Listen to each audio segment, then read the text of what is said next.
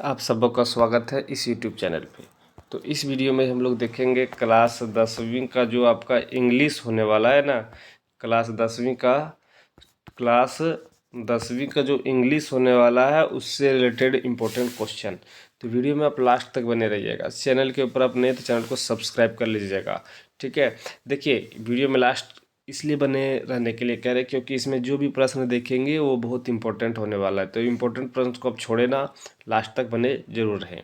तो चलिए हम लोग चलते हैं, फर्स्ट क्वेश्चन को देखते हैं। फर्स्ट क्वेश्चन के ऊपर चलिए, इसमें सबसे पहले तो बता दें आपको कि सब्जेक्टिव प्रश्न को इसमें हम लोग देखने वाले हैं, ठीक है। ऑब्जेक्टिव का एक अलग पार्ट आएगा जो शाम तक या फिर दोपहर तक अपलोड हो जाएगा, ठीक है। तो चलिए हम लोग सब्जेक्टिव को देखते हैं। तो बता दें आप सबों को कि ये जो प्रश्न है आपका, ठीक है, इसमें से इस चैप्टर से हर साल पूछा जाता है प्रश्न, इसलिए अब ये क्वेश्चन को हम लोग लेके आए हैं। तो क्वेश्चन दिया गया है, समझिए। Why did Bholi's marriage not take place. तो भोली शादी में क्यों नहीं पहुंची या क्यों नहीं गई। तो इसका आंसर इस प्रकार से लिख सकते हैं। भोली is the most interesting character of the story. भोली जो है इस कैरेक्टर में बहुत इंटरेस्टिंग कैरेक्टर है। भोली का जो कैरेक्टर है इसमें, भोली का कहानी बहुत दिलचस्प है, इसमें किरदार निभा रही है।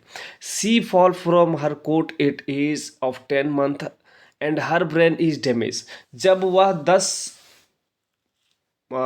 10th मंथ 10 महीना की थी तो वह चारपाई से नीचे गिर गई, जिस कारण से उसका ब्रेन डैमेज हो गया था, ठीक है, ब्रेन खराब हो जाता है। But her school bring about ये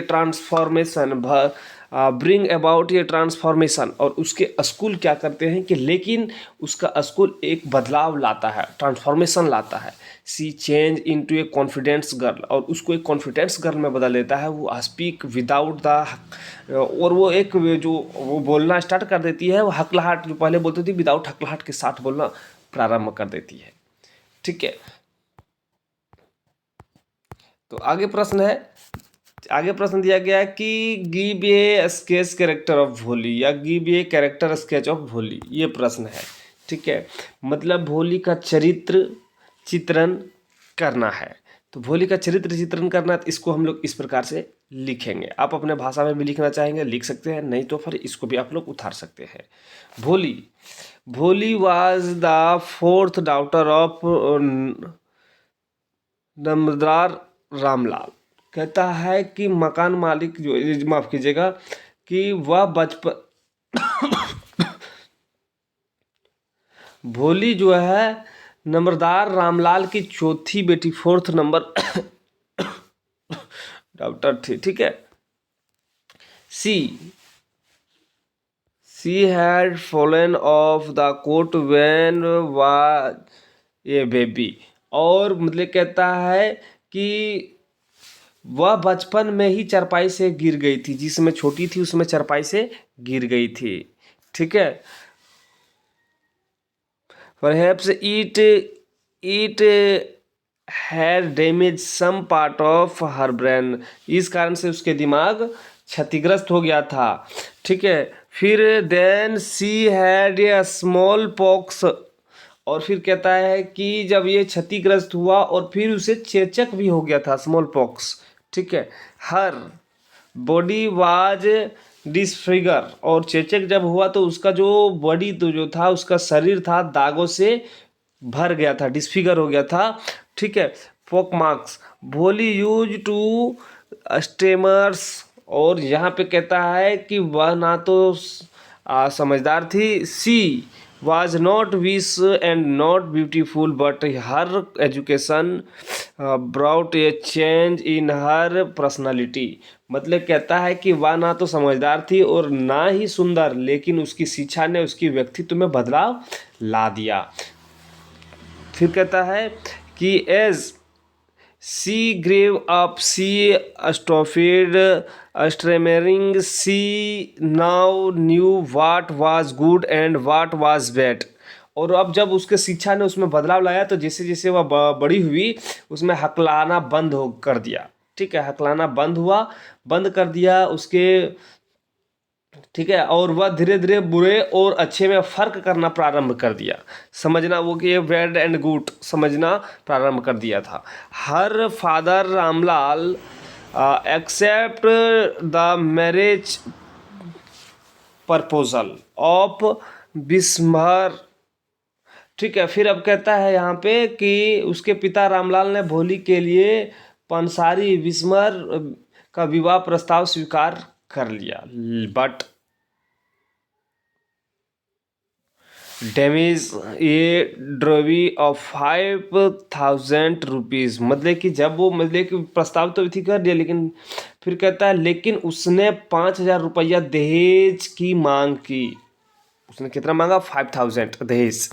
ठीक है, फिर यहाँ पे कहता है कि on the marriage day Bholi refuse to marriage a greedy mean and hateful person education had thus made Bholi is a whisker. अब यहाँ पे कहता है कि जब उससे 5,000 रुपया दहेज में मांग लिया तो शादी के दिन भोली ने एक लालची मतलबी और घृण्य व्यक्ति से शादी करने से इनकार कर दिया, और इस तरह शिक्षा ने भोली को एक समझदार लड़की बना दिया था।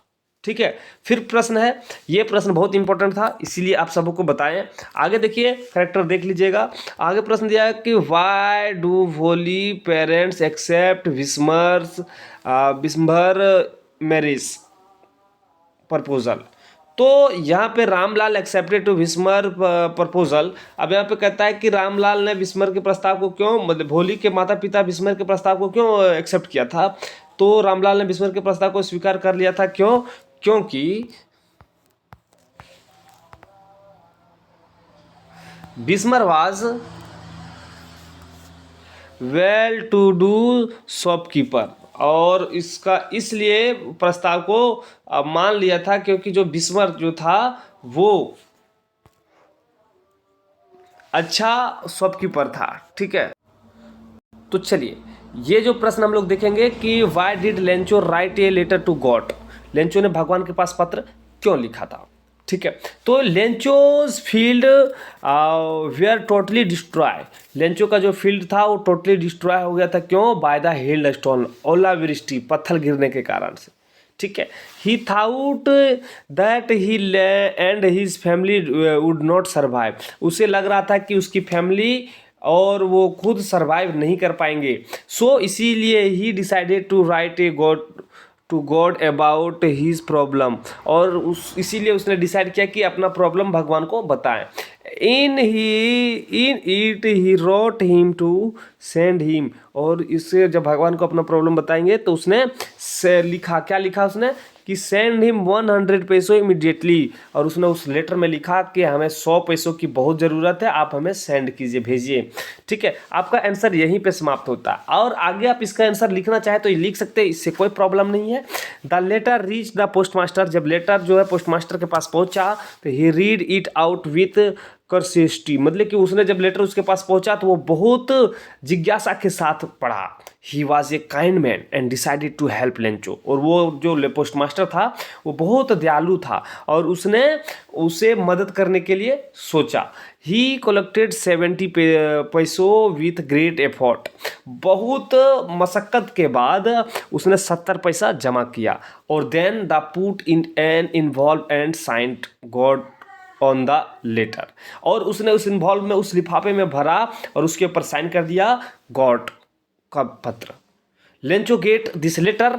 जब लेंचो ने इस पत्र को पाया तो उसने क्या किया, उसने इल्ज़ाम लगाना प्रारंभ कर दिया। क्या इल्ज़ाम लगाया? How ever Lencho instant being grateful was angry. जब उसने इस पत्र को पाया तो लिफाफा को खोला। लिफाफा को खोलने के बाद भगवान के हस्ताक्षर वाले देखा तो लेंचो ने यह एक पत्र मिला, और हालांकि लेंचो जैसे ही इसे खोला तो वो डाक लेंचो गॉड, और वो एंग्री हुआ। क्यों एंग्री हुआ? He immediately wrote another letter to God, और उसने तुरंत भगवान के पास दूसरा लेटर लिखा, और इन इट हीज कंप्लेंट, और उसने कंप्लेंट किया। क्या किया?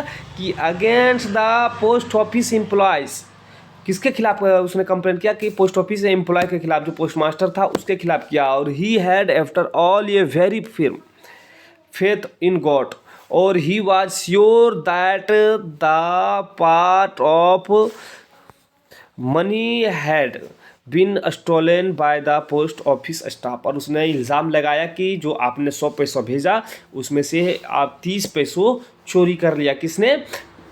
पोस्ट ऑफिस के स्टाफ ने। ठीक है, तो इस प्रकार से आप इसका प्रश्न लिख सकते हैं। उम्मीद करते हैं कि आपको अच्छा लगा हो वीडियो अच्छा लगा तो फटाफट लाइक कीजिए, कमेंट कीजिए प्यारा सा और शेयर कीजिए। फिर मिलते हैं नए पार्ट लेकर, आपसे अलविदा लेते हैं। जय हिंद।